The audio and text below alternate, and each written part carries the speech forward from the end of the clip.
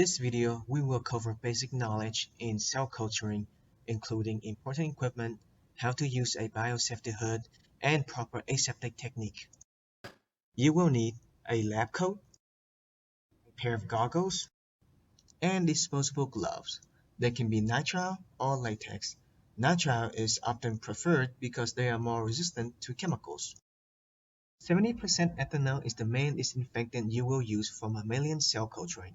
Always keep a bottle near you. Lastly, you have the biosafety hood.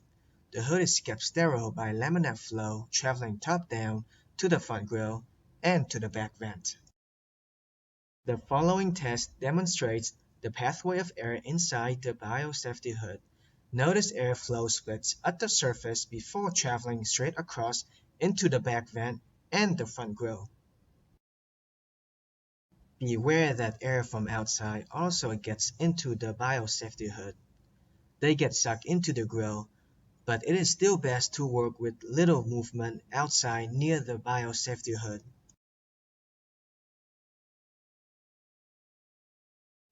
In this section, we will learn how to prepare the biosafety cabinet for use.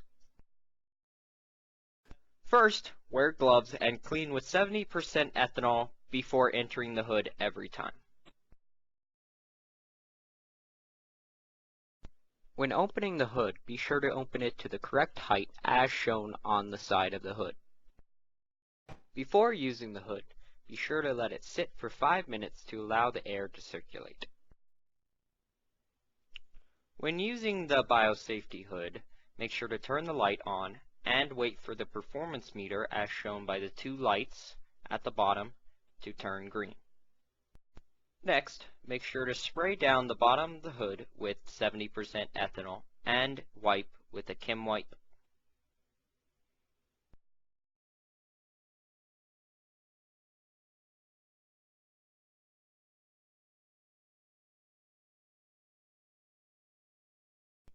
When bringing things into the hood, be sure to spray down with 70% ethanol and wipe thoroughly.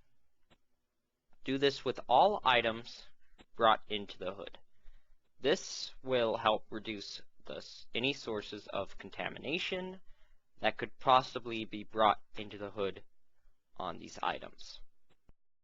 Be sure to keep the vent at the back of the hood and the front clear of items because it could block the airflow, keeping both the cells and you protected. Many times, things need to be warmed up before being used in cell culture. This is done by placing them in the 37 degrees Celsius water bath. Be sure to dry them thoroughly and clean with ethanol before placing in the cell culture hood.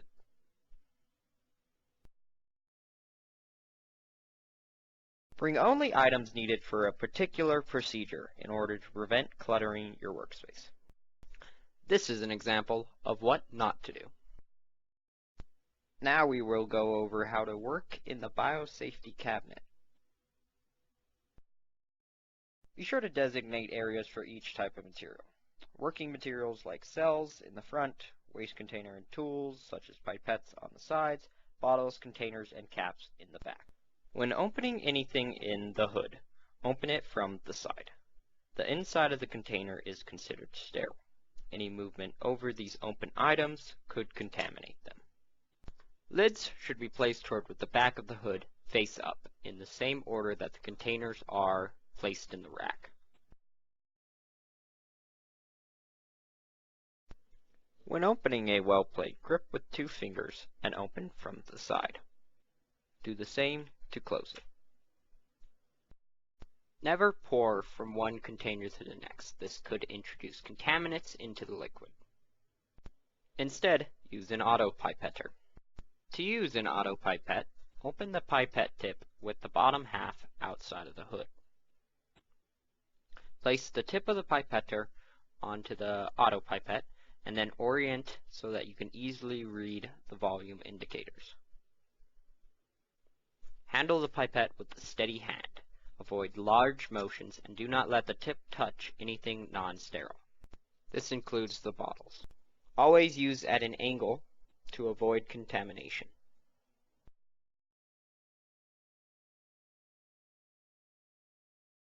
Try to avoid any bubbles, as these can lead to more contamination. Do this by pouring onto the side of the bottle. Once done with the pipette tip, dispose of it by putting it back into its wrapper and then placing onto the side bin. Avoid a collection of trash.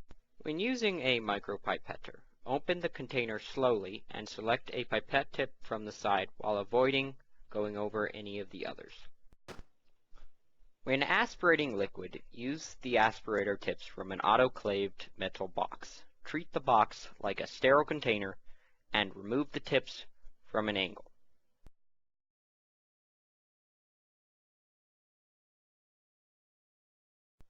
Place the end of the tip onto the aspirator tube, like so.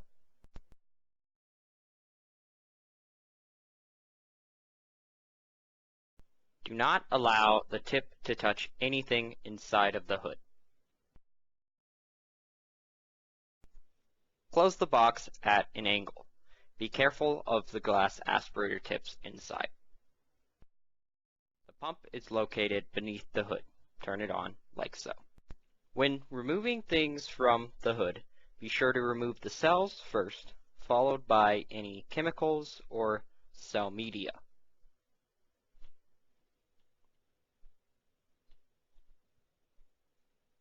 Next comes the tools.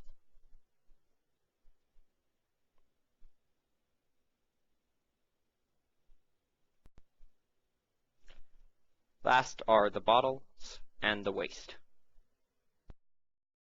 To remove the glass aspirator tip, slowly twist the glass inside the tube until it removes. Then, spray down the tube with ethanol.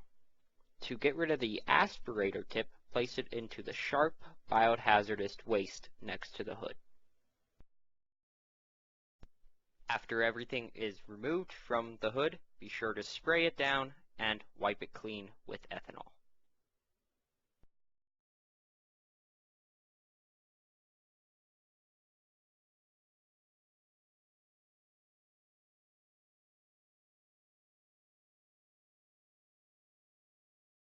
Any waste that touched cell media or cells or chemicals need to be placed into the autoclave black and red bags.